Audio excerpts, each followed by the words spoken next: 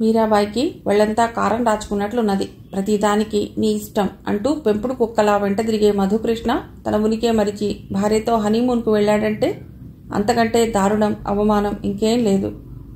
తను ఏమాశించింది? అతన్ని తన కోసం డబ్బు, ధాన్యం వెచ్చించమనలేదే. తనెవరి కోసం బతికింది? కేవలం మధుకృష్ణ కోసమే బతికింది. కానీ మధుకృష్ణ అన్యాయం చేశాడు. అత్తగారి మోజులో పడిపోయాడు. ఈ ఒంటరితనం, ఈ విరహం తను భరించలేదు. ఏయ్, పని మనిషిని కేక వేసింది. ఏమ్మా, ఆ త్రాష్టుడు చిత్తరంజన్ కొంపకు వెళ్ళావా? వెళ్ళానమ్మా, ఈరోజు ఉదయం వస్తారన్నారు. మధు గురించి అడిగావా? మధుబాబు కోడలి గురించే అడిగానమ్మా. చూడు, మధు ఎంత నిలకడ, నిజాయితీ లేనివాడో. ఊళ్ళోకి వచ్చి ఇన్ని గంటలైనా ఇటు రాలేదు అన్నది ఏడుస్తూ. అతనికి భార్య పక్కనుండగా అన్నీ ఎందుకు గుర్తుకొస్తాయమ్మా? భార్య భార్య అదేమిటో నేను చూస్తాను. పళ్ళు పటపటా కొరికింది. ఒక్క నిమిషం ఆలోచించి ఫోన్ చేసింది. అభిమానం, ఆలోచన అన్నీ అడుక్కునెట్టిందామె. వాళ్ళిద్దరూ ఇప్పుడే బయటికి వెళ్లారు. గంగ జవాబు చెప్పింది. ఇప్పుడే వెళ్ళారా? అవునండి, అరగంట అవుతుందేమో. ఫోన్ పెట్టేశాడు. మీరాబాయి నీరసంగా కూలబడిపోయింది. ఇప్పుడే వెళ్లారంటే తన ఇంటికే బయలుదేరారనుకుంది. అరగంట అంటే కాదని తేలిపోయింది. వారింటి నుండి శ్రీనగర్ కాలనీ రావాలంటే కారులో 5 నిమిషాల దోవ. తన వడిలో దూరి గారాలిపోయే మధు తన మాట మర్చిపోయాడా?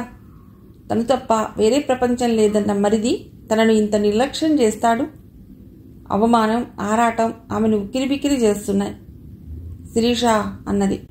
ఆ పేరుకే ప్రాణం ఉన్నా, స్వరూపం ఉన్నా ఆ పళ్ల మధ్య నలిగిపోయేది. అమ్మా, వంట చేయమంటారా? పని మనిషి అడిగింది.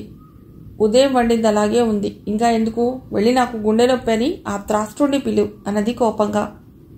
ఆమెకు బయటకు వెళ్లారంటే నమ్మకం కుదరటం లేదు. ఏ భర్త భార్యకి ఇవ్వలేని సుఖాలు మధు వల్ల తను పొందింది. అది ఎలా మర్చిపోతుంది? ఆమెకు గుండె నొప్పి అంటే తప్పక పరుగులు పెడుతూ వస్తాడని తెలుసు. ఆత్రంగా గుమ్మం వంగ చూస్తోంది. మధుకృష్ణ రాలేదు. పద్మావతి డాక్టర్ని తీసుకుని వచ్చింది. అది చూడగానే ఆమె హృదయం భగ్గుమంది. మా ఫ్యామిలీ డాక్టర్ వచ్చి చూశాడు. బతుకుతానో లేదో ఒకసారి మధును చూద్దామని పిలవమన్నాను అన్నది మీరాబాయి అతిశయంగా. అయ్యో, అరగంటకు ముందే సినిమాకి వెళ్లారు. మీ అల్లుడే కాదన్ను, నా మరిది కాదా? వస్తూనే ఇంటికి రావాలని తెలీదా? పాములా బుసలు కొడుతూ అడిగింది. నేను వద్దన్నానా అన్నది పద్మావతి. 5 నిమిషాలు చూసి కూర్చోమనలేదని బయటికొచ్చేసింది. మీరాబాయి జుట్టు పీక్కుంది. ఇంట్లోని వస్తువులన్నీ చిందరవందరగా పడవేసింది. నీలకేసి కొట్టింది. సినిమాకు వెళ్లారా? ఎంత నిరజాణ ఈ పద్మావతి!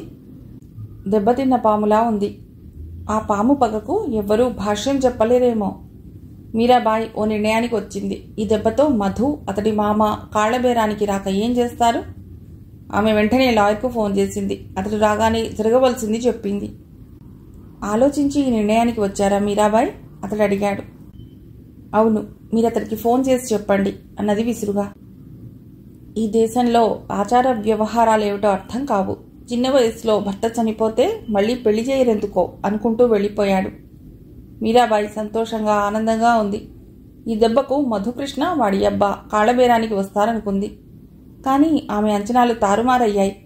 లాయర్ వచ్చి వెళ్లిన 4వ రోజున శిరీష ఆమెకు చీర, పళ్ళు తీసుకుని వచ్చింది. నమస్తే, చిరునవ్వుతో నమస్కరించింది. తనే కూర్చుంది. మీరాబాయి కళ్ళు ఆమెను దాటి ఆవరణలో పడ్డాయి. వారు ఆఫీస్కి వెళ్లారక్కయ్యా అన్నది అతి సహజంగా. అంత తొందరే వచ్చింది? ఉద్యోగం పురుష లక్షణం అనుకున్నారేమో అన్నది. అయినా మధు ఇల్లరికం వచ్చాడా? అవును, దృఢంగా అన్నది శిరీష.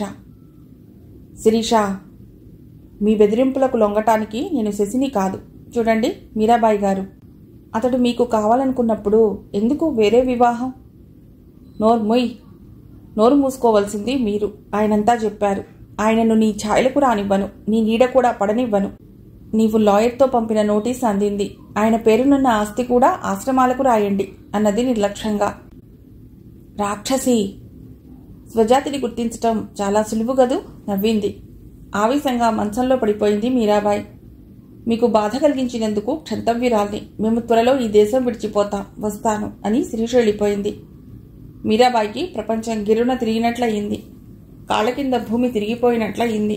ఆమె అణువణువు ఎవరో కోసి కారంపొడి నింపినట్లయింది. తనను వీణను చేసి మీటిన మధు ఎలా మర్చిపోయాడు? మగవాడు భ్రమరం అన్నారు. నిజమా? అతడికి హృదయం లేదా? హృదయంలో స్పందన లేదా? రాతి గుండె ఉన్నదా? చాలాసేపు ఏడ్చింది. ఆ ఇల్లు ఒకనాడు ఎంతో అందంగా ఆకర్షణీయంగా కనిపించేది. ఈరోజు ఎంతో వికారంగా కనిపించింది. ఇద్దరూ కలిసి కొన్న బంగారు రంగు కట్టెళ్లు చింపి పీలికలు చేసింది. అమ్మా, అద్దాల కిటికీలు, అంతా బయటికి కనిపిస్తుంది. అయితే అయ్యింది, వెళ్ళు నా ఎదుటి నుండి. ఫ్లవర్ వ్యాజ్ తీసి ఆమె పైకి విసిరింది. పని మనిషి తల పగిలిపోయేదే. ఆమె తప్పుకుంది. ఆమెకు యజమానురాలిపై జాలి కలిగింది. ఆమె చర్యను ఏవగించుకున్నా ఆమె ఇచ్చిన ఖరీదైన చీరలు, సినిమాలు మర్చిపోతుందా?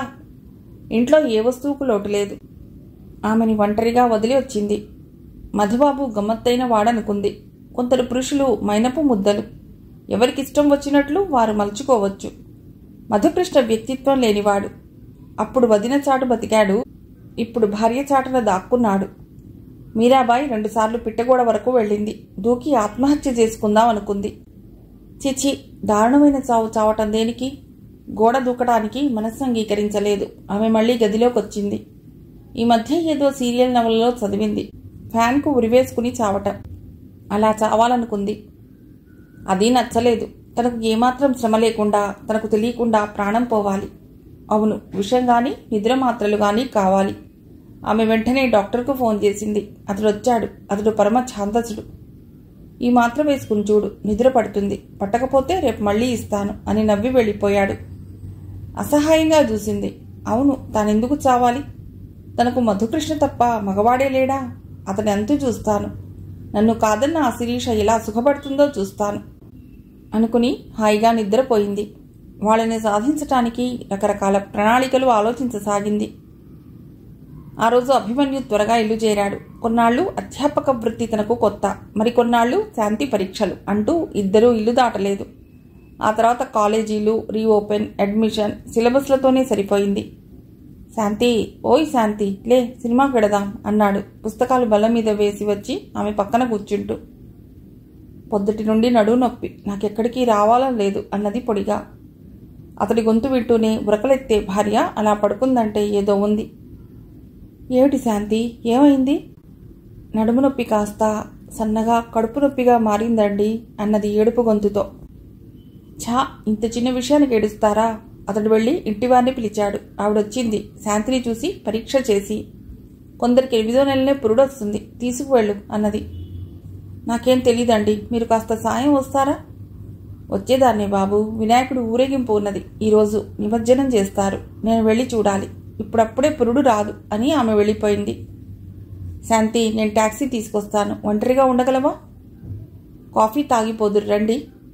పర్వాలేదు, ఇద్దరం ఎక్కడైనా తాగుతాం. అతడు బయలుదేరాడు. అతడు ఆందోళన పడుతున్నాడు. ఆ చుట్టుపక్కల టాక్సీలు లేవు, ఆటోలు లేవు. ఎవరైనా వద్దామనుకున్నా దారి పొడవునా ఊరేగింపు ఉంటుందని రామన్నారు. మనము ముందుకు పోతున్నామో వెనక్క అర్థం కాలేదు. ఆఖరుకు ఒక రిక్షా తీసుకుని వచ్చాడు. ఇద్దరు రిక్షా ఎక్కారు. కొద్ది దూరం వెళ్లి రిక్షా ఆగిపోయింది. బారులు తీరిన జనం. ఇళ్ల మీద, లారీల మీద, ఓపెన్ టాప్ జీపుల మీద నిలువెత్తు గణేశుడి విగ్రహాలు. ఊరేగింపు బయలుదేరింది.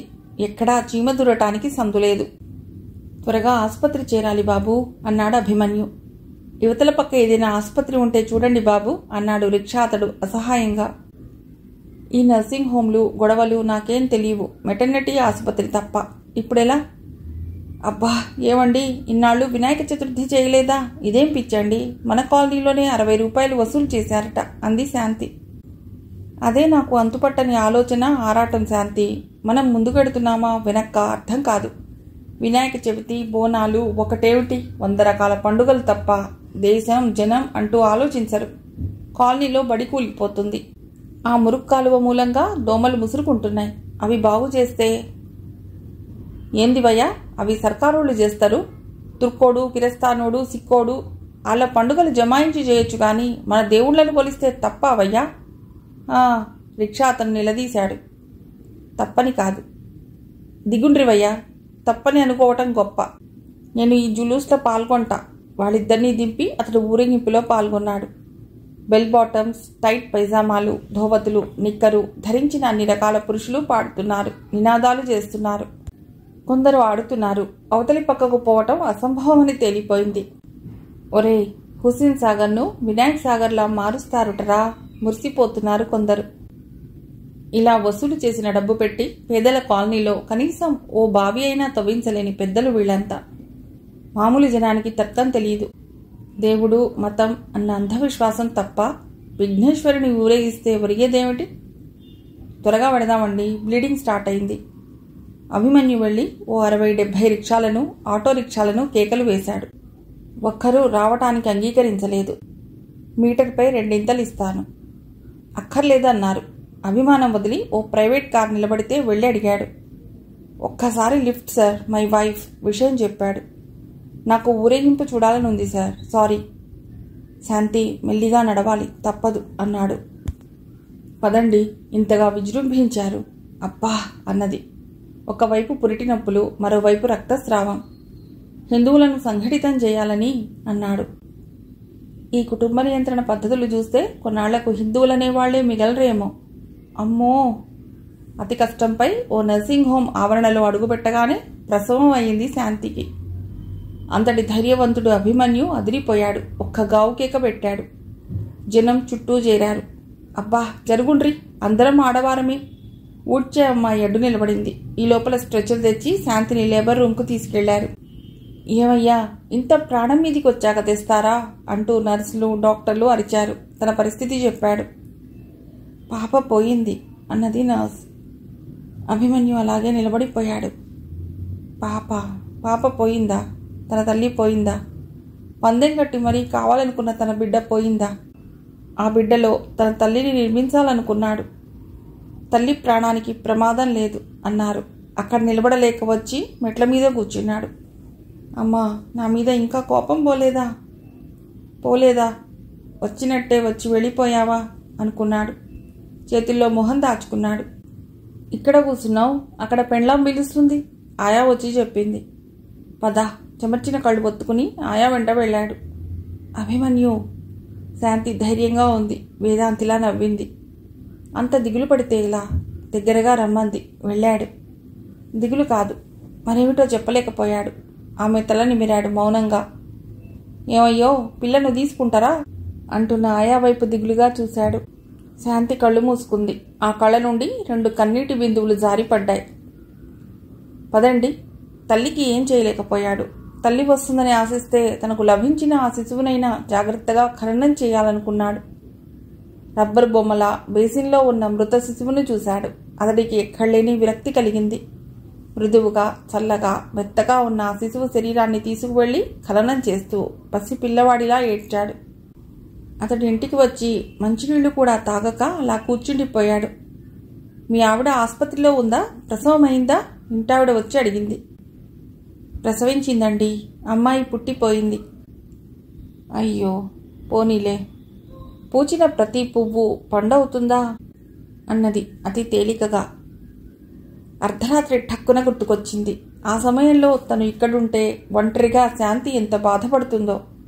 ఈ బాధ ఇద్దరు కలిసి పంచుకోవలసిన సమయం. గబగబా లేచి పిచ్చివాడిలా స్నానం చేశాడు. టీ చేద్దామనుకుంటే పాలు విరిగిపోయాయి. బ్లాక్ టీ చేసి ఫ్లాస్క్లో పోసుకుని బయలుదేరాడు. అతడికి పట్టడమంతా 10 రోజుల పరిశ్రమ తర్వాత నిద్రపోయినట్టు అనిపించింది. నిజమే, ఈ 11 రోజులు మైక్ల హోరు, మనుషుల హోరుతో జాతరలా ఉన్న పరిసరాలు ఓ నిశ్చలతలోకి వచ్చాయి. గేటు దగ్గరున్న మనిషి అటకాయించాడు. ఇంత రాత్రి వచ్చామేమిటి? వెళ్ళు అన్నాడు. అతడు గదిలోకి వెళ్ళాడు. అతడు ఊహించిందే నిజం. కళ్ళు వాచిపోయాయి. అటూ ఇటూ దొర్లుతుంది శాంతి. శాంతి తెల్లవారిందా? మందంగా గదంతా వ్యాపించిన వెలుతురులో భర్తను చూసింది. లేదు. వెళ్ళి ఆమె పక్కన కూర్చున్నాడు. ఛా, ఏడ్చావు గదు? ఆమె మాట్లాడలేదు. బ్లాక్ టీ ఉంది, తాగుతావా? ఆమె జవాబుకు ఎదురు చూడకుండానే కప్పులో పోసి ఇచ్చాడు. మీరు తీసుకోండి. అతడు ఫ్లాస్క్ మూతలో టీ తీసుకునే వరకు అలాగే పట్టుకుంది. ఇద్దరూ టీ తాగారు. ఒకరినొకరు ఓదార్చుకున్నారు. ఇప్పుడు 4 గంటలయ్యింది శాంతి. ఓ 2 గంటలు పడుకోండి అన్నది. అతడు మంచం పక్కన పడుకున్నాడు. శాంతి అన్నది. కొందరి ఉత్సాహం, ఉత్సవాలు మరికొందరి జీవితాలను బలి తీసుకుంటాయి. ఈ గణేష్ ఉత్సవం మనకు జీవితంలో మరువరానిది. జవాబుగా వెక్కిళ్లు వినిపించాయి. అతడు లేచి వచ్చి ఆమె పక్కన కూర్చున్నాడు. ఆమె చేతులు తన గుప్పిట బిగించాడు. శాంతి, దుఃఖం లేకపోతే సుఖంలోని మాధుర్యం తెలియదు. కారం లేకపోతే తీపిలోని తీయదనం ఊహించలేం. నువ్వేడిస్తే అతని గొంతు భారమయ్యింది. ఆమె ఇటు తిరిగి అతడి నడుం చుట్టూ చెయ్యి వేసింది. లేదండి, ఇక ఏడవను. మీరుంటే నాకేం వద్ది ప్రపంచంలో అన్నది. వంగి ఆమె కళ్ళు చుంబించాడు. అతడి ఒడిలో ప్రశాంతంగా నిద్రపోయింది శాంతి. అలాగే కూర్చుని శాంతి తల నిమురుతూ తాను నిద్రపోయాడు అభిమన్యు. ఉదయం డ్యూటీకి వచ్చిన నర్స్ వీళ్ళిద్దరినీ ఆశ్చర్యంగా చూసింది. ఆమె మనస్సు ఎక్కడో మధురమైన ఊహల్లో తెలియాడింది. ఆమె చదువుకునే రోజుల్లో దాంపత్యం అంటే ఇలా ఉండాలని ఎన్నో ఊహించింది.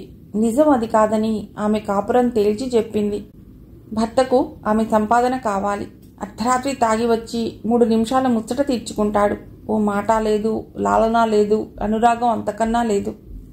నిద్రలో ఆమె కాలు ఎప్పుడైనా పడితే ఏమిటేమొద్దు తంతున్నా అని పిర్ర మీద ఒకటిస్తాడు. ఎప్పుడైనా చేయి పడితే చీదరించుకుంటాడు. నాకు మనుషులు తగిలితే గిట్టదని తెలీదా? నర్స్ తన బాధ స్నేహితురాలితో చెప్పుకుంది. భారతదేశంలో సగం కాపురాలు అలాగే గడుస్తున్నాయి. నీవేం బాధపడకు అని ఓదార్చింది. కానీ ఈనాడు తాను ఊహించిన భార్యాభర్తలు అనురాగాన్ని, ఆప్యాయతకు నిర్వచనం అన్నట్లున్నారు. కొందరైతే తమకందనిది మరొకరికి అందితే అసూయపడతారు. కానీ నర్స్ మాత్రం మైమరచి నిలబడిపోయింది. కొన్ని నిమిషాల తర్వాత స్పృహ వచ్చిందాన్లా తలుపులు చేరవేసి వెళ్ళిపోయింది. దాదాపు 8 గంటలకు అభిమన్యు ఉలిక్కిపడి లేచాడు. ఇంకా నయం, ఎవరూ రాలేదు అనుకున్నాడు. శాంతి తల దిండుపై చేర్చి దుప్పటి కప్పాడు. ఆమె గాఢ నిద్రలో ఉంది. నర్స్ వచ్చి చిరునవ్వుతో గ్రీట్ చేసింది. సారీ సిస్టర్, నేను రాత్రి మళ్ళీ రావాల్సి వచ్చింది. ఇట్స్ ఆల్ రైట్ అన్నది. ఆమెకు అతడి పట్ల ఎంత గౌరవమో చెప్పలేకపోయింది. శాంతి లేస్తే ఇవ్వమని ఓ టాబ్లెట్ ఇచ్చి వెళ్ళిపోయింది. అతడు మొహం కడుక్కుని వెళ్ళి దగ్గరగా ఉన్న హోటల్లో టీ తీసుకొచ్చాడు. శాంతి లేచింది. తుఫాను వెలిసినట్లు అనిపించింది ఇద్దరికీ. శాంతి, జరిగింది మర్చిపో అన్నాడు ఆమె చెయ్యి నిమురుతూ. అప్పుడే ఇడ్లీ తీసుకుని కరుణ, శరత్ వచ్చారు. హాయ్ కరుణ, ఆనందంగా ఆమెకు షేక్ హ్యాండ్ ఇచ్చాడు అభిమన్యు. ఆమె ముఖంలో చిలిపితనం పోయి గాంభీర్యం చోటు చేసుకుంది. టొమాటో రంగు టెరిన్ చీర కట్టుకుంది. ఎంతో అందంగా కనిపించింది. శాంతి, ఎలా ఉన్నారు? రా కరుణ, ఐఎమ్ ఆల్ రైట్. శాంతి జరిగి చోటిచ్చింది. కరుణ కూర్చుంది. శరత్ స్టూల్ లాక్కుని కూర్చున్నాడు. సారీ శాంతి, నాకంతే రాసిపెట్టుంది. పెద్ద ముసలమ్మ అయిపోయినట్టు నిట్టూర్పులు చూడు నవ్వాడు అభిమన్యు. అవును శాంతి, ఉదయం మీ ఇంటావిడ చెప్పగానే కొద్దిగా బాధ కలిగింది. కానీ ఆలోచిస్తే పుట్టిన ప్రతి బిడ్డ బతుకదేమోననిపించింది. నీకు శుభవార్త చెప్పాలి అన్నాడు శరత్. చెప్పండి అన్నయ్య. నేను కరుణ పెళ్లి చేసుకోవాలనుకుంటున్నా. Is it? చాలా సంతోషం అన్నది శాంతి. ఆమె ముఖాన ఉన్న నీలి నీడలు మాయమయ్యాయి. మై హార్టీ కంగ్రాచ్యులేషన్స్ శరత్ అన్నాడు అభిమన్యు. వాతావరణం తేలికపడింది. కరుణ ఒక్కతే మౌనంగా ఉండిపోయింది. అభిమన్యు పాఠం చెప్తున్నాడు. విద్యార్థులంతా శ్రద్ధగా వింటున్నారు. నరసింహ దాదాలా నడుస్తూ వచ్చాడు. అభిమన్యు ఒక్క క్షణం అతడి గుర్తుకు తెచ్చుకునే ప్రయత్నం చేశాడు. నేను నరసింహను. నువ్వు హాస్టల్లో పుక్కట్ తిండికి ఉన్నప్పుడున్న యాదికొచ్చిందా? అభిమన్యు తలపంకించాడు. అల్పులతో తగాదా పట్టం ఇష్టం లేదు. ఆవేశాన్ని ఆశయాలుగా మెల్లమెల్లగా సమాధి చేస్తున్నాడు. కూర్చోండి. కూసుంటాం. నాకు హాజరేస్తే పోతా. మంచిది. క్లాస్ అయ్యాక మీ నెంబర్ తీసుకురండి. క్లాస్ అయ్యే వరకు ఎవళ్ళుంటారు? ఇప్పుడే తీసుకో. అభిమన్యుకి సహనం నశిస్తోంది. విద్యార్థులంతా ఆసక్తితో పరికిస్తున్నారు. సార్ ఏం చెప్తాడా అని. ఇప్పుడు వేయటం కుదరదండి. నీ అబ్బేస్తాడు మీదకొస్తూ అన్నాడు. అభిమన్యుకు ఏమీ చేయటానికి తోచలేదు. దేనికైనా ఓ హద్దుంటుంది. అయినా ఆఖరి ప్రయత్నంగా అతడిని నిర్లక్ష్యం చేసి పాఠం చెప్పబోయాడు. నరసింహ కోపంగా టేబుల్ దగ్గరకు వచ్చి నిలబడ్డాడు. నీకు కాదువే చెప్పేది. మాట పూర్తిగా పలకమునిపే అతడి మీద విరుచుకుపడ్డాడు అభిమన్యు. ఒక్క తోపుతో నేల ఖర్చుకున్నాడు. నరసింహ బలవంతుడే, కానీ అభిమన్యు అంత త్వరగా ఆవేశంగా అలా ప్రవర్తిస్తాడనుకోలేదు. కింద నుండి లేస్తూనే కత్తి బయటకు తీసి అభిమన్యు వైపు వచ్చాడు. నీ యవ్వ, ఇయాల్టితో నిన్ను ఖతం చేస్తా. విద్యార్థులలో కలవరం కలిగింది. సార్ని చంపుతుండు. నరసింహ కత్తి తీసుకుని అభిమన్యుని ఒక్క పోటు పొడవబోయాడు. కానీ అభిమన్యు తప్పించుకున్నాడు. అయితే ఆ కంగారులో టేబుల్కు బెంచీలకు మధ్య పడిపోయాడు. అంతవరకు ప్రేక్షకుల్లా పరిగిస్తున్న విద్యార్థుల్లో నుండి 2-3 లేచి నరసింహ మీదకు వచ్చారు. ఏయ్, నడిమిలా వచ్చిండ్రంటే మంచిగుండదు, వారికి హెచ్చరిక జారీ చేశాడు నరసింహ. అయితే నిదాన నువ్వో అన్నాడు కేశవరెడ్డి. కేశవరెడ్డి బీజేపీ యూనియన్కి చెందిన విద్యార్థి. ఆ యూనియన్లో ఓ విశిష్టత ఉన్నది. అందరూ క్రమశిక్షణకు లోబడి తమ విధులు నిర్వర్తిస్తుంటారు. ముఖ్యంగా మిగతా పార్టీల జులుం ఎదుర్కోవటమే ఆ యూనియన్ పని. నరసింహకు కేశవరెడ్డి గురించి తెలుసు. అయితే అంతమంది ఎదురుగా వెనకంజ వేయటానికి అహం ఊరుకోలేదు. నీకు కావాలంటే బయటేవైనా చేసుకో, క్లాసుల కిరికిరి పెట్టకు అన్నాడు కేశవరెడ్డి. అభిమన్యు లేచి నిలబడ్డాడు. గట్లనే చేస్తా అని బయటికి వెళ్ళిపోయాడు నరసింహ. ఆ తర్వాత అభిమన్యు పాఠం చెప్పలేదు. బిల్లయ్యాక బయటికి వస్తుంటే కేశవరెడ్డి వెనుకొచ్చాడు. ఆడు మీ గురించి కాపు కాస్తుండొచ్చు, జరా చూసుకొని పొండ్రి సార్. Thank you. నేను ఇంతవరకు ఎప్పుడూ భయపడలేదు. చావుని అసలు లెక్క చేయను. అతడికి బయట నరసింహ కనిపించలేదు. కరుణ పెళ్లి అలంకరణలతో మెరిసిపోతోంది. శరత్ ఫుల్ సూట్లో ఉన్నాడు. పెళ్లి ఆడంబరంగా జరగాలనే శరత్ అనుకున్నాడు. అయితే అభిమన్యు అభిప్రాయం వేరుగా ఉంది. మన సమాజంలో పెళ్లిళ్లు చాలా ఖర్చు పెరిగి తల్లిదండ్రులు భరించలేని దశకు చేరుకుంటున్నాయి. సింపుల్గా దండలు మార్చుకునే పెళ్లిళ్ల వల్ల నిండుతనం, పొదుపు, కొత్తదనం, మరెన్నో సులువులున్నాయి. నా మాట వినండి. మన యువకులంతా ఈ కార్యక్రమం చేపట్టకపోయినట్లయితే మన సమాజం ఇక ఎన్నటికీ మారదు. ఎంతోమంది అమాయకులు ఈ విషవలయంలో పడి బలి అవుతూనే ఉంటారు అన్నాడు అభిమన్యు. అవును శరత్, అతడు చెప్పినట్లే చేయుదుము అంది కరుణ. ఆమెకు అభిమన్యు మీద ఉన్న గౌరవం మాటల్లో చెప్పరానిది. అసలు ప్రతి మనిషి ఒక అభిమన్యు అయితే దేశం ఎంత చక్కటి ప్రగతి పథంలో నడుస్తుందో తను ఊహించలేదు. అభిమన్యు అభిరుచికి తగ్గట్టుగానే ఏర్పాట్లు జరిగాయి. ఒక కమ్యూనిటీ హాల్లో శరత్ స్నేహితులంతా హాజరయ్యారు. శిరీష, మధుకృష్ణ, శాంతి, అభిమన్యు అందరికీ బిస్కెట్లు, కూల్ డ్రింక్లు అందించారు. థామస్ మైక్ ముందు నిలబడి మాట్లాడాడు. కరుణ ఈరోజు కొత్త జీవితం ప్రారంభిస్తోంది. నా కొడుకు లాంటి అభిమన్యు వల్లే ఆమె తిరిగి మనిషిగా మారింది. కరుణను మళ్లీ మనిషిగా చేసింది అభిమన్యు అయితే ఆమె జీవితంలో వసంతాలు కురిపించిన వ్యక్తి శరత్. ఇంతటి ఆదర్శవంతులైన యువకులు మనకి చాలా తక్కువ మంది కనబడతారు. కానీ ఆ తక్కువ మందే రేపు మరెన్నో వేల కోట్ల మందికి ఆదర్శప్రాయులవుతారు. ఇప్పుడు అభిమన్యు గారు మాట్లాడుదురు అంది కరుణ నవ్వుతూ. అభిమన్యుకి మాట్లాడటం ఇష్టం లేదు, కానీ బలవంతం వల్ల తప్పలేదు. అతడి మాటలు ఉపన్యాస ధోరణిలో ఉన్న ఎంతో నిజాయితీగా, ఆసక్తికరంగా ఉన్నాయి. అందరినీ ఆలోచింపజేసినాయి. చాలామంది విద్యార్థులు అతడి మాటలకు అమితంగా ఆకర్షింపబడి అప్పటికప్పుడే మైక్ ముందుకు వెళ్లి తాము కూడా సమాజంతో కాటువేయబడ్డ అభాగినుల జీవితాలను సుఖమయం చేస్తామని, అన్ని విధాలా ఆదర్శప్రాయులమవుతామని శపథం చేశారు. ఇలాంటి మార్పే నేను కళ్ళు కంటున్నది తన 2 కళ్ళు ఒత్తుకుంటూ అన్నాడు అభిమన్యు. శాంతి నవ్వింది. అనుకున్నవన్నీ సాధించలేకపోయినా కొన్నైనా సాధించగలిగితే మనిషి జీవితం చరితార్థమైనట్లే అంది ఆర్తిగా. ఈ రాత్రికి అందరం కలిసి సినిమాకెడదాం అంది శిరీష. నేను రెడీ చెప్పాడు అభిమన్యు. ఏ చిటపట, నిన్ను అడగలేదు రమ్మని. పిలవని పేరంటమంటే నాకు ఇష్టం. బావా మర్దల హాస్యం చాలా బాగుంది నవ్వుతూ చెప్పాడు మధుకృష్ణ. అయినా పెళ్లైన తొలి రాత్రి నాడు మా ఇద్దరినీ ఏకాంతంగా వదిలేక సినిమాకు రమ్మంటారేమిటి? చిరుకోపం నటించాడు శరత్. కరుణ సిగ్గుపడింది. అది నా అభిప్రాయం కాదు అన్నది అభిమన్యుతో. ఎవరిదైతేనేం ఒక షరతు మీద మిమ్మల్ని వదిలివేయుదుము అభిమన్యు అన్నాడు. ఏమది? సెలవీయుము. మీరు ఈ దినము నుండి సరిగ్గా 9 మాసములలో శాంతికి నాకు ఓ పాపను ఇవ్వవలెను. అందరూ ఆనందంగా నవ్వారు. కానీ శాంతి హృదయం కలచివేసినట్లయింది. పోయిన తన పాప గుర్తుకొచ్చింది. ఎవరూ చూడకుండా 2 కళ్ళు ఒత్తుకుంది. మీరాబాయికి నిద్రపట్టి 2 రోజులయ్యింది. కళ్ళు మండిపోతున్నాయి, కానీ నిద్ర పట్టడం లేదు. నిద్ర మాత్రలు వాడుతున్నా ప్రయోజనం లేకుండా ఉంది. తీరని అశాంతి. తన భర్త చనిపోయినప్పుడు కూడా ఇలాంటి బాధ కలగలేదు తనకు. మధుకృష్ణతో ఇన్ని సంవత్సరాలు గడపటం, హఠాత్తుగా అతడు దూరం అవ్వటం భరించలేకుండా ఉంది. అతడు పక్కలో మీదే చెయ్యి వేసి ఎన్నో చిలిపి చేష్టలు చేస్తుంటే అదో మైకం. ఇప్పుడదే వెలితి. గత 2 రోజులుగా గుండెలో నలుగుతున్న ఆలోచన ఓ ఆకృతికి వచ్చింది. అదే తనకు అందుబాటులో ఉన్న దారి. టెలిఫోన్ డైరెక్టరీ తీసి డాక్టర్ రామచందర్ ఫోన్ నంబర్ కోసం వెతకసాగింది. అతడు చిత్తరంజన్ వాళ్ల ఫ్యామిలీ డాక్టర్. అతడి గురించి వాకప్ చేసింది. డబ్బుకి గడ్డి తినే రకం. అంతేకాకుండా స్త్రీ వ్యసనం. ఫోన్ మోగగానే రిసీవర్ అందుకున్నాడు రామచందర్. హలో, ఎవరండి? నేను మీరాబాయిని, అంటే శిరీష భర్త వదినను. మీరా, ఆ రోజు మీకు ఒంట్లో బాగుండలేదని పద్మావతి గారు పిలిపించారు. అవును, మా ఫ్యామిలీ డాక్టర్ ఊళ్ళో లేరు. నాకు ఆరోగ్యం బాగుండలేదు. వెంటనే వచ్చి చూస్తారా? ఇప్పుడా? టైం గమనిస్తూ అడిగాడతడు. అవును, వెంటనే రావాలి. సరే, మీ అడ్రస్ చెప్పండి. మీరాబాయి అడ్రస్ చెప్పింది. అరగంటలో వచ్చాడతడు.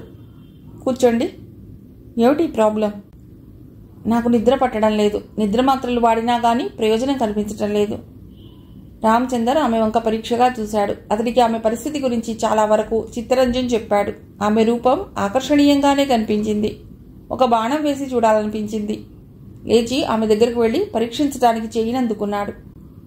సరే, రేపు మందు తెచ్చిస్తాను. అప్పటి వరకు ఇలా? ఇప్పుడు కావాలి. ఇప్పుడెలా? నిజానికి మీకు నిద్ర పట్టకపోవడానికి కారణం మానసికమైన ఆందోళన. దానికి మందేమీ లేదు. ఒంటరిదాన్ని అవ్వటం మూలానే ఈ ఆందోళన, అనాలోచితంగా అందామె. మధుకృష్ణ, శిరీష మిమ్మల్ని ఇలా ఒంటరివారిని చేసి వెళ్లటం బాగుండలేదు అన్నాడు జాలిగా. అదే నా బాధ. మధుకృష్ణను నేనెంత ప్రేమగా చూశానో మీకు తెలియదు, ఉక్రోషంగా అందామె. లోకరీతి అది, మనం ఏం చేయగలం? మీరాబాయి లోపలికి వెళ్ళి హార్లిక్స్ చేసుకొచ్చి ఇచ్చింది అతడికి. ఇప్పుడు ఇవన్నీ ఎందుకండి? ఇక నాకెవరున్నారు?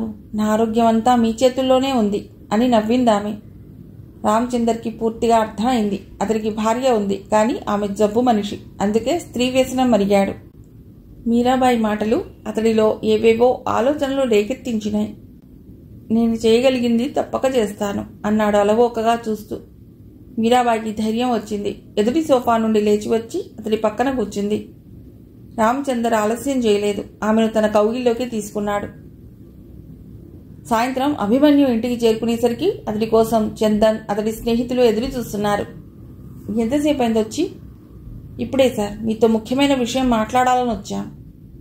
మొహం కడుక్కుని వస్తాను అని లోపలికి నడిచి చన్నీళ్లతో కాళ్ళు మొహం గడుక్కుని వంటింట్లోకి వెళ్ళాడు. శాంతి టీ తయారు చేస్తోంది. మళ్ళీ వచ్చారు మీ శిష్యులు, నవ్వుతూ అంది. కనీసం కొంతమంది అయినా ఇలాంటి పట్టుదల గల యువకులుంటే మన దేశానికి దుర్గతి పట్టి ఉండేది కాదు శాంతి. మీరు మాట్లాడుతుండండి, నేను టీ తెస్తాను. అభిమన్యు బయటకు వచ్చాడు. ఈసారి ఉద్యమాన్ని మరో తరహాలో ప్రారంభించాలనుకుంటున్నాం సార్. దీనికి మీ ఆశీర్వచనం కావాలి. అభ్యుదయానికి నేను ఎప్పుడూ ముందే. ఏం చేయాలనుకుంటున్నారో చెప్పండి. రిజర్వేషన్ల సమస్యకు పరిష్కారం కావాలంటే ఆందోళనల వల్ల సాధ్యం కాదు సార్. అందుకని మేము కొంతమందిని కలిసి సామూహిక నిరాహార దీక్ష సెక్రటేరియట్ ఎదురుగా ప్రారంభించాలనుకుంటున్నాం. అభిమన్యు కొద్ది క్షణాలు ఆలోచనలో మునిగిపోయాడు. వాళ్ళ ఆలోచన మంచిదే, కానీ అదివరలా ఉద్యమం చల్లారిపోతుందేమోనన్న అనుమానం. పైగా విద్యార్థులు ఎంతకాలం నిరాహార దీక్ష చేయగలరు? మన దేశ చరిత్ర ఒక్కసారి చూస్తే మీకు ఒక విషయం తెలుస్తుంది. ఏం సాధించాలన్నా కొంతమంది ప్రాణాలు ఇస్తే గాని అది సాధించడం సాధ్యం కాదు. స్వాతంత్ర్యం కోసం, ఆంధ్ర రాష్ట్రం కోసం ఎంతోమంది చనిపోయారు. అస్సాంలో, గుజరాత్లో అన్ని చోట్ల సమస్యల పరిష్కారానికి ప్రాణాలు ఒడ్డారు. అందుకని మీరు బాగా ఆలోచించుకుని నిర్ణయం తీసుకోండి. నిరాహార దీక్ష మామూలు నిరాహార దీక్షలా 4 రోజుల కోసం కాకుండా రిజర్వేషన్ పాలసీ రద్దయ్యేంత వరకు నిరాహార దీక్ష కొనసాగించగలమని అనుకుంటేనే ఇందులోకి దిగండి. అది వరకులా ఉద్యోగం చల్లారిపోతే మనం విలువైన సమయాన్ని వృధా చేయడమే అవుతుంది. చందన్ ఆవేశంగా లేచి నిలబడ్డాడు. మేము అవన్నీ ఆలోచించుకునే మీ దగ్గరకు వచ్చాను సార్. మేమంతా ప్రాణాలు వదలటానికి సిద్ధంగా ఉన్నాం. ఈ రిజర్వేషన్ పాలసీ వల్ల ఎలాగో మాకు భవిష్యత్తు అంధకారమైపోయింది. కాలేజీలో సీట్ల నుండి ఉద్యోగాల వరకు అన్ని చోట్లు ఎదుర్కొని ఎక్కడ నిలబడగలం సార్. అందుకే ప్రాణాలకు తెగించి నిరాహార దీక్షకు సిద్ధమయ్యాం. అభిమన్యు శరీరం పులకరించింది. అయితే సరే, నేను మీకు చేయబోయే సహాయం ఏమిటో తెలుసా? నేనే మీ నిరాహార దీక్ష జట్టుకి న్యాయకత్వం వహిస్తాను. మీతో పాటు నేను ఆమరణ నిరాహార దీక్ష మొదలెడతాను. వాళ్ళు విస్మయంగా అభిమన్యు వైపు చూశారు. మీరు నిరాహార దీక్ష పూనటం మాకిష్టం లేదు సార్. మాకు మీ అండదండా ఉంటే చాలు. అదే మాకు 10,000. నేను మీ గురించి ఆలోచించడం లేదు చందన్. ఒక దేశ భవిష్యత్తు గురించి ఆలోచిస్తున్నాను. మన దేశం భవిష్యత్తు అంధకారంగా మారకుండా ఉండాలంటే ఈ రిజర్వేషన్ పద్ధతి పోవాలి. ఆర్థికంగా వెనుకబడిన వారందరికీ రిజర్వేషన్లు ఉండాలి. అప్పుడే దేశం అభివృద్ధి చెందుతుంది. లేకపోతే తెలివితేటలు, గొప్ప విజ్ఞానం ఉండి కూడా అనేక మంది విద్యార్థులు కేవలం వెనుకబడిన తరగతికి చెందకపోవటం వల్ల భవిష్యత్తుని కోల్పోతున్నారు. శాంతి టీ తీసుకొచ్చి అందరికీ అందించింది. ఇంకా మీరు ఆ ప్రసక్తి మానలేదన్నమాట. చూస్తూ చూస్తూ ఎలా శాంతి, అందరూ నాకెందుకని వదిలేస్తే మన దేశానికి అసలు స్వాతంత్రం వచ్చేదా? సామాజికంగా మనకి మార్పులు వచ్చేవా? స్త్రీ ఈనాడిలా ముందడుగు వేస్తోందంటే ఎవరిదో త్యాగం, కృషి ఉండబట్టే కదా. శాంతి తలూపింది. మీ మాట నిజమే. అందరూ టీ తాగారు. మరి ఎప్పుడు పెడదామంటారు ముహూర్తం? మీ ఇష్టం. మీరే ఏదో ఓ రోజు నిర్ణయించండి. Thank you sir. మీరిస్తున్న సహకారం సామాన్యమైనది కాదు. వాళ్ళు వెళ్ళిపోయారు. శాంతికి ఆ రాత్రి నిద్రపట్టలేదు. అభిమన్యు పట్టుదల తనకు తెలుసు. ఏ విషయంలోనైనా తలదూర్చాడంటే ఇహ అంతు తేలవలసిందే. నిద్రపోలేదా శాంతి? లేదు. ఎందుకని? ఏమో, నిద్ర పట్టడం లేదు. ఆమెను తన కౌగిట్లోకి తీసుకున్నాడు. కారణం లేకుండా నిద్ర ఎందుకు పట్టదు? మీకు నిద్ర పట్టని కారణమే నాదీను, ఆర్తిగా అందామె. అభిమన్యు మనస్సు ద్రవించింది. ఆమె నుదుటి మీద ప్రేమగా చుంబించాడు. నేను ఈ నిరాహార దీక్షలో పాల్గొనటం నీకు ఇష్టం లేదు కదూ? అవును అభిమన్యు, మీ ఆరోగ్యం అంతగా బాగుండటం లేదు. నిరాహార దీక్షలో ఎన్ని రోజులు ఉండవలసి వస్తుందో ఏమో. నా కోసం నేనెప్పుడూ బాధపడను శాంతి. మనం పుట్టినందుకు ఏదో ఒక ఉపయోగం ఉండాలి. కానీ నా సంగతి ఆలోచించరేమిటి? నేను మీకేమీ కానా? గద్గద స్వరంతో అందామే. ఎంత పిచ్చిదానవు శాంతి, నువ్వు నా సర్వస్వము అన్న సంగతి మర్చిపోయావా? నేను మర్చిపోలేదు. మీరే మర్చిపోయి ఇలాంటి కార్యక్రమాల్లో పాల్గొంటున్నారు. నిరాహార దీక్షల గురించి నీకు తెలియందేముంది శాంతి? కొద్ది రోజుల పాటు చేయగలిగితే ప్రభుత్వం ఏదో ఒక చర్య తీసుకోక తప్పదు. మనం అసలు రిజర్వేషన్లే వద్దనటం లేదుగా. ఆర్థికంగా వెనుకబడిన వారి కోసం న్యాయం జరగాలంటున్నాం. తలచుకుంటే ప్రభుత్వానికి ఇదేమీ పెద్ద సమస్య కాదు. ఈ రాజకీయ పక్షాలు తమ స్వార్థం వదులుకుని ఓట్ల కోసం కాకుండా దేశక్షేమం కోసం నడుము కడితే దీనికి తేలిక పరిష్కారం లభిస్తుంది. శాంతికి భయం తీరలేదు. అతడి కౌగిట్లో ఆర్తిగా ఒదిగి పడుకుండిపోయింది. కూరగాయల మార్కెట్లో కొనుగోలు చేస్తోంది కరుణ. శరత్ ఆఫీస్ నుండి ఇల్లు చేరుకునేలోగా ఇల్లు చేరుకోవాలన్న ఆతృతతో ఉందామె. త్వరగా కొనటం ముగించుకుని బస్టాప్ వైపు 4 అడుగులు వేసిందో లేదో వెనక నుండి ఓ చెయ్యి వచ్చి ఆమె భుజం మీద పడింది. ఆశ్చర్యంగా వెనక్కి తిరిగి చూసి పిత్తరబోయింది. నరసింహ నిలబడి ఉన్నాడు నవ్వుతూ. ఏం కరుణ, ఎట్లున్నావు? జనం మంచిగా అయినవే పెండ్లైనాక. కరుణకు శరీరమంతా తేళ్లు జరులు పాకుతున్నట్లుంది. తను రేప్ చేసిన రోగ్స్లో వీడు ఒకడు. ఇంకా ఇలా మాట్లాడటానికి నీకు సిగ్గులేదు? అగో కోపం వస్తున్నది. ఆ దినం మజా మర్చిపోయినావు. ఆమె చివుక్కున వెనక్కి తిరిగి తన దారిన తాను నడవబోయింది. కానీ అతడి చెయ్యి మళ్ళీ ఆమె భుజం పట్టుకుంది. ఇగో నాతో లొల్లి పెట్టకు. నీ ఇల్లు ఏడున్నదో చెప్పు, వస్తా. ఈసారి మంచిగా మజా చేద్దాం. ఏమంటున్నా? కరుణకేం చేయాలో తోచడం లేదు. అతి సమర్థంగా ఉన్న ఆ రోడ్డు మీద ఎవరూ తమని పట్టించుకోవటం లేదు. కొంతమంది చూసి కూడా చూడనట్లు పోతున్నారు. ఛీ, చెయ్యి వదులు ఇడియట్ అంది విదిలించి కొడుతూ. నరసింహ గొల్లున నవ్వాడు. నీ అవ్వ, ఒకసారి పండినాకు కూడా ఇంకా కోపమానే? ఆమె మళ్ళీ త్వరగా తప్పించుకుని నడవసాగింది. అడ్రస్ నువ్వు చెప్పకపోతే నాకెరక కాదనుకున్నావా? వస్తా చూడు. కరుణ గుండెల్లో రాయి పడింది. వీడు తనను వదిలేటట్టు లేడు. అదివరలా ఉపేక్షిస్తే లాభం లేదు. ఏదో ఒకటి చెయ్యాలి. ఇంటి దగ్గర శరత్ ఆమె కోసం ఎదురు చూస్తున్నాడు. ఎక్కడికి వెళ్లారు రాణిగారు? మార్కెట్కి. తోవలో అంటూ చప్పున ఆగిపోయింది. ఆ విషయం శరత్కి చెప్తే అతడు వెళ్ళి ఆ నరసింహతో తగాదా పడతాడేమో.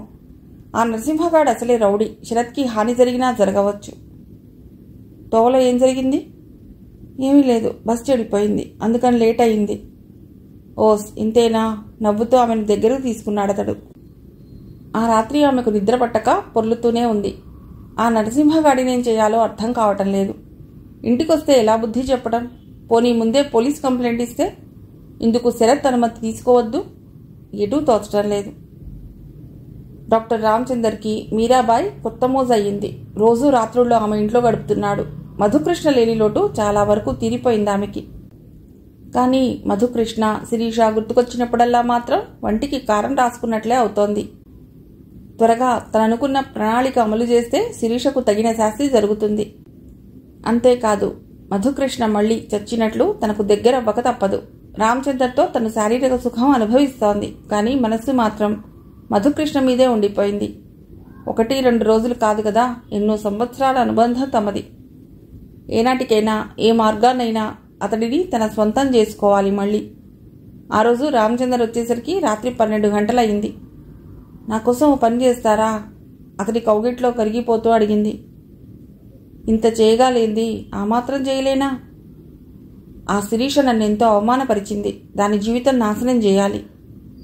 రామచందర్ ఉలిక్కిపడ్డాడు. నేనేం చేయను? నేను చెప్పినట్టు చేస్తే చాలు. ఏమిటో చెప్పు. మధుకృష్ణకు ఆమె గురించి ఒక అబద్ధం చెప్పాలి. ఏమని? శిరీషకు అభిమన్యుకు సంబంధం ఉందని. రామచంద్ర ఆశ్చర్యపోయాడు. మీరాబాయి చాలా సాధు స్వభావం గలది, అమాయకురాలు అనుకున్నాడు. కానీ ఆమె హృదయం ఇంత కల్మషంతో నిండి ఉందని తెలియదు. ఆడదాని మనస్సు ఇలా ఉంటుంది కాబోలు అనుకున్నాడతడు. అందుకే స్త్రీని తాచుపాముతో పోల్చారు. అదో పెద్ద విశేషమా? రేపే చెప్తాను. ఆమె నమ్మలేనట్లు చూసింది. అంత తేలిగ్గా అతడు తన మాట వింటాడని అనుకోలేదు. అందుకే పడగదిలో చక్కటి మూడ్లోకి వచ్చాక ఆ విషయం బయటపెట్టింది. కొద్ది క్షణాలు ఇద్దరూ స్వర్గసౌఖ్యం అనుభవించారు. నీకో విషయం చెప్పాలనుకున్నాను. ఏమిటది? అత్యవసరంగా నాకు 50,000 రూపాయలు కావాల్సి వచ్చినాయి. ఒక కోర్టు కేసు ఆస్తి విషయంలో ఓడిపోయాను. మీరాబాయి ఆలోచనలో పడింది. తన దగ్గర అంత డబ్బు లేదు. కొంత ఆస్తి అమ్మితే అతడికి ఆ మొత్తం ఇవ్వవచ్చు. ఇవ్వకపోతే అతడు తన మాట వినడేమో. శిరీష సంసారం చెడగొట్టడానికి సుముఖత చూపించడు. తనకు డబ్బు ఆస్తి ముఖ్యం కాదుగా, పుష్కలంగా ఉన్నాయి. పగ తీర్చుకోవటం ముఖ్యం. శిరీష కుళ్ళి కుళ్ళి ఏడవాలి. ఆ పద్మావతి, చిత్తరంజన్ చిత్రహింసలు అనుభవించాలి. నా దగ్గర అంత డబ్బు లేదు, కానీ ఒక వారం రోజుల్లో అయితే ఏర్పాటు చేయగలను. రామచందర్ ఆనందంగా ఆమెను కౌగిలించుకున్నాడు. థ్యాంక్ యూ మీరా అన్నాడు ఆమె పెదవుల మీద చుంబిస్తూ. నిరాహార దీక్ష పెద్ద పటాటోపంతో ప్రారంభమైంది. చలపతి అనుకున్న దానికంటే ఎక్కువగానే కష్టపడ్డాడు. రాష్ట్రమంతటా తిరిగి విద్యార్థుల్లో కులం ప్రాతిపాదిక మీద రిజర్వేషన్లకు వ్యతిరేకత ఉన్న విద్యార్థులను కలుసుకుని వారిని కూడా ఒప్పించి చాలా చోట్ల ఒకే రోజు నిరాహార దీక్ష శిబిరాలు ప్రారంభింపజేశాడు. అభిమన్యు సెక్రటేరియట్ దగ్గర మిగతా విద్యార్థులతో పాటు నిరాహార దీక్ష ప్రారంభించాడు. అతనికి ఆశ్చర్యం కలిగించిన విషయం ఏమిటంటే విద్యార్థులే కాక అనేక మంది ఉద్యోగులు, నిరుద్యోగులు కూడా తమ శిబిరం దగ్గరకొచ్చి ఇలాంటి కార్యక్రమం చేపట్టినందుకు అభినందించటం. సర్వత్రా ఇంతటి వ్యతిరేకత ఉన్నా ఈ విషయంలో ఆందోళన చేపట్టవలసిన సమయం వచ్చేసరికి ఎవ్వరూ ముందుకు రాకపోవటం ఎందుకనో అతనికి ఎంత ఆలోచించినా అర్థం కాలేదు. ప్రారంభించిన కాసేపటికి శరత్, కరుణ వచ్చారు. ఈ వార్త నేడు వార్తాపత్రికలో చూసి ఉంటిని. అంతవరకు నాకు తెలియదు. ఇందులో ప్రచారం చేసుకునవలసినంత విషయం ఏమున్నది? నవ్వుతూ అన్నాడు అభిమన్యు. నేను మీతో చేరేవాణ్ణి కదా అన్నాడు శరత్. కరుణను అప్పుడే ఇబ్బందులకు గురిచేయకు శరత్. ఆమె ఒంటరితనం భరించలేదు. కరుణ ఆర్తిగా అభిమన్యు వైపు చూసింది. నువ్వు చెప్పిన మాట నిజమే అంది కంట్లో సుళ్ళు తిరుగుతున్న నీరు అతడి కనబడకుండా. మాట్లాడుతుండగానే మధుకృష్ణ, శిరీష కూడా వచ్చారు. ఏం చిటపట, రాజకీయ నాయకుడు అవుదామని ప్లాన్ గదు? అందుకోసం ఇంత కష్టపడనక్కర్లేదు కదా. ఎవరికీ చెప్పకుండా హఠాత్తుగా మొదలుపెట్టావేమిటి? ఎవరికీ చెప్పకపోవడం ఏమిటి? మీ ఫ్రెండ్ శాంతి పర్మిషన్ తీసుకున్నాను. శాంతి నవ్వింది. తను అడిగేది నా పర్మిషన్ సంగతి కాదు, మీ మరదలు శిరీష పర్మిషన్. అట్లా బుద్ధి చెప్పు చిటపటకు. కానీ చాలా సాహసమే ఇది. పెద్ద మనుషులందరూ నిశ్శబ్దంగా ఊరుకుంటే మీరు ఇంతటి రిస్క్ తీసుకోవటం అన్నాడు మధుకృష్ణ. పిల్లి మెడలో ఎవరో ఒకరు గంట కట్టాలిగా. మధుకృష్ణకు ఆశ్చర్యంగా ఉంది. శిరీషకు, అభిమన్యుకి ఇంత చనువుందని అతడికి తెలియదు. బావామర్దళ్ళు అయ్యుండి వాళ్ళు పెళ్ళెందుకు చేసుకోలేదు అన్న ఆలోచన వచ్చింది అతడికి. శిరీష ఎన్నో సందర్భాల్లో అభిమన్యు గురించి ఎన్నో విషయాలు చెప్పింది. ఇద్దరూ చిన్నప్పటి నుండి స్నేహంగా ఉండటం, తానతనిని చిటపట అంటూ ఏడిపించటం, అతడు తనను ఆట పట్టించటం, అతడంటే శిరీషకు ఎంతో ఇష్టం ఉన్నట్లు తెలుస్తూనే ఉంది. చూస్తూ ఉండి చిటపట, రోజు ఇక్కడికొచ్చి నీకెదురుగ్గా కూర్చుని నీకిష్టమైన బజ్జీలు నువ్వు చూస్తుండగా తింటాను. అభిమన్యు నవ్వాడు. మొదటి రోజే ఆకలి, రెండో రోజు నుండి మాకసలు ఆకలి, రుచి అన్నీ పోతాయి. కాలేజీలో చదువుతుండగా అనుభవం ఉంది కదూ. మరి కాసేపున్నాక అందరూ వెళ్ళిపోయారు. నువ్వు కూడా ఇంటికెళ్ళు శాంతి. ఇంటి దగ్గర ఒక్కతను ఉండాలంటే ఏమిటోగా ఉంటుంది దీనంగా అంది శాంతి. అభిమన్యుకి ఆ మాట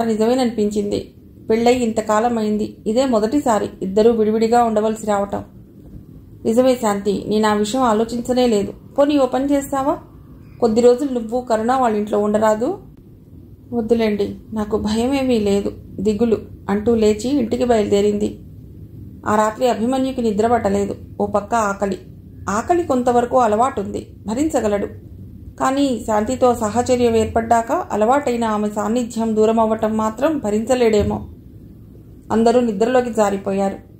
రోడ్డు మీద ట్రాఫిక్ రద్దీ కూడా పూర్తిగా తగ్గిపోయింది. ఎప్పుడు నిద్రపట్టిందో తెలియదు. మెళకువ వచ్చేసరికి శిబిరంలోని విద్యార్థులంతా 2 న్యూస్ పేపర్లలోకి ఆతృతగా చూస్తున్నారు. Good morning sir. Good morning. మీ ఫోటో చూడండి. పేపర్లో తన ఫోటోతో పాటు మిగతా వారందరివి కూడా ఉన్నాయి. న్యూస్ పేపర్లు ఈ విధంగా సహకరిస్తే చాలు సార్ అన్నాడు చందర్. అందరి మొహాల్లోనూ నూతనోత్సాహం ఆకలిని మరిపిస్తోంది. చిత్తరంజన్ పేపర్ చూస్తూనే భార్యను పిలిచాడు. ఏమిటి? పద్మావతి దేవుడి గదిలోంచి బయటికి వస్తూ అడిగింది. వాడి ఫోటో పేపర్లో వచ్చింది. ఎవరిది? ఇంకెవరు, ఆ అభిమన్యుగాడు. ఏం జరిగింది? వెనుకబడిన వర్గాల రిజర్వేషన్లకు వ్యతిరేకంగా నిరాహార దీక్ష ప్రారంభించాట. నేను మొదటి నుండి చెప్తూనే ఉన్నాను, మతి స్థిరంగా లేదని. వాడి ఉద్దేశం ఏటో తెలుసా? గొప్ప రాజకీయ నాయకుడు కావాలని. ఎంతమందిని చూడటం లేదు మనం. అయినా వీళ్ళ ఆటలు ఏం సాగుతాయని. ఇంకా నయం, మన అదృష్టం, శిరీష అదృష్టం బాగుండి వాడు అమ్మాయిని చేసుకోవటానికి నిరాకరించాడు. లేకపోతే ఎన్ని అవస్థలు మనకి. ఇంకా వాడి సంగతి ఎందుకులేండి, మనకేం సంబంధం ఉన్నదని లోపలికి పోయిందామె. కానీ చిత్తరంజన్ మాత్రం అభిమన్యు గురించి ఆలోచించటం మానలేదు. ఈ విషయం ఎలా రూపుదిద్దుకుంటుందో తెలియదు. అభిమన్యు నిరాహార దీక్ష పూనినంత మాత్రాన రిజర్వేషన్ పద్ధతిని ప్రభుత్వం ఎత్తివేయదని తనకు తెలుసు. కానీ తాను ఆలోచించేది అది కాదు. మరి కొద్ది రోజులు ఇలానే నిరాహార దీక్ష చేస్తే వాడి పేరు దేశమంతా పాకిపోవటం జరక్క తప్పదు. కనీసం యూనివర్సిటీ విద్యార్థుల్లోనైనా వాడికి గుర్తింపు పెరుగుతుంది. అందువల్ల వాడికి మేలు జరగకపోయినా తనకు హాని జరగవచ్చు. తన మీద అసలే పగబట్టి ఉన్నాడు కనుక ఈ క్షణంలోనైనా తనను కాటువేయక మానడు. ఎలా వీడి మీద దెబ్బతీయటం ఆలోచనలో పడ్డాడతడు. మధుకృష్ణకు శిరీష అభిమన్యుల చనువు చూశాక మనస్సులో అనుమానం చోటు చేసుకుంది. ఇద్దరికీ చనువుంది, వరుస ఉంది, పెళ్లి చేసుకోవాలనుకున్న ఆలోచన ఉంది. అలాంటప్పుడు ఇద్దరి మధ్య అక్రమ సంబంధం లేకుండా ఉంటుందా? శిరీష ప్రవర్తన అలా కనిపించడం లేదు. కానీ తనకెందుకో పూర్తిగా సంతృప్తి కలగటం లేదు. ఏమిటి ఆలోచిస్తున్నారు? ఏమీ లేదు. అతడి వదిన మీరాబాయి గురించి ఆలోచిస్తున్నాడేమోనని శిరీష భయం. వీలైనంత వరకు ఆమె అస్సలు గుర్తుకు రాకుండా ఉండేలా తను ఎన్నో జాగ్రత్తలు తీసుకుంటోంది. ముఖ్యంగా సెక్స్ విషయంలో. తన వల్ల ఏమాత్రం అసంతృప్తి కలిగినా అతడి మనస్సు మళ్ళీ మీరాబాయి మీదకు మళ్లే అవకాశం ఉంది. మీ బావ అభిమన్యు గురించి ఇంతకుముందు శశి ఓసారి చెప్పింది. చాలా ఆదర్శ పురుషుడని. కావాలని ఆ విషయం ప్రస్తావిస్తూ అన్నాడు మధుకృష్ణ. అవునండి, బావ నిజంగా ఈ కాలపు మనిషి కాదు. నీతి, నియమాలు, ఆదర్శాలు అంటూ కూర్చున్నాడు. ఈ రోజుల్లో ఎవరికున్నాయవి? ఎవరి దారిన వారు తమకెందుకని కళ్ళు మూసుకుపోతున్నారు. దేశ నాయకులే పట్టించుకోవటం లేదు. చిన్నప్పటి నుండి మీ బావతో నీకు బాగా చనువుంది కదూ? కాస్తా కూస్తానా నన్నెంత ఆటలు పట్టించేవాడో మీకు తెలియదు. నేనేమైనా అంటే మాత్రం కోపం ఎక్కువ. అందుకే చిటపటా అని పేరు పెట్టాను. మరి అంత ఇష్టం ఉన్నవాళ్ళు మీ ఇద్దరూ ఎందుకు పెళ్లి చేసుకోలేదు? ఈ ప్రశ్న అతడు ఎందుకు అడుగుతున్నాడో శిరీష అర్థం చేసుకోలేకపోయింది. తన సహజ ధోరణిలో చెప్పేసిందంతా. బావకు అసలు ఇష్టం లేదు. మా నాన్న, మా అమ్మ అంటే అక్రమంగా సంపాదన అని అభిప్రాయం. నేను డబ్బులో పుట్టి పెరిగాను కాబట్టి, తను స్థితిమంతుడు కాదు కాబట్టి మేమిద్దరం పెళ్లి చేసుకుంటే ఇద్దరికీ సుఖం ఉండదని నన్ను చేసుకోనన్నాడు బావ. ముందు నేనంటే ఇష్టం లేదేమోనని నేను బావను అర్థం చేసుకున్నాను. కానీ తర్వాత బావ మనసు అర్థం చేసుకున్నాను. బావ ద్వేషించేది నన్ను కాదని, నాన్న సంపాదించే అక్రమార్జితాన్నని తెలిసాక ఇక్కడి వరకు చెప్పి ఠక్కున ఆగిపోయింది. అప్పుడు ఆ తర్వాత జరిగిన విషయం చెప్పాలా వద్దా అని ఒక్కడం తటపటాయించింది. తను తల్లిదండ్రుల్ని, ఆస్తిని, వంటి మీద నగల్ని కూడా తృణీకరించి బావను పెళ్లి చేసుకోవాలని వెళ్ళటం, అప్పటికే బావ శాంతిలు దండలు మార్చుకోవటం, అది చెప్పటం వల్ల మధుకృష్ణ మనసులో అసంతృప్తి కలిగించినట్లవుతుందేమో. తర్వాత ఏమైంది? తెలిసాక నేను బావ ఆలోచనే నిజమని తెలుసుకున్నాను. అప్పుడు మీతో వివాహానికి అంగీకరించాను తరబడుతూ అంది. కానీ మధుకృష్ణ మనసులో ఉన్న ఆలోచనలు మరో విధంగా ఉన్నాయి. వయసులో ఉన్న ఓ స్త్రీ పురుషుడు అంత చనువుగా ఉంటే శారీరక సంబంధం ఏర్పడకుండా ఉంటుందా? అందుకు ఉదాహరణ మరెవరో కాదు, తన వదిన మీరాబాయి. యవ్వనంలోకి అడుగుపెడుతూ తను యవ్వనం మధ్యలోకి వెళ్ళి నిలిచిపోయిన ఆమె. అలాంటి బంధం తమ మధ్య ఏర్పడటం అవాంఛనీయమని ఆమెకు తెలుసు. తనకు ఏదో భయం, ఇద్దరికీ నిషేధింపబడిన సంబంధం అని. అయినా ఇద్దరూ ఆ బంధాన్ని కోరుకున్నారు. కేవలం కోరికల కోసం ఆమె స్త్రీని తెలుసుకోవాలనే ఆతృతలో తను. మధుకృష్ణకు మీరాబాయి స్పర్శ గుర్తుకొచ్చింది. ఆర్తిగా శిరీషను దగ్గరకు లాక్కున్నాడతడు. శిరీష అతడిలో ఐక్యమైపోయింది. మిగిలిన కథ తర్వాతి భాగంలో.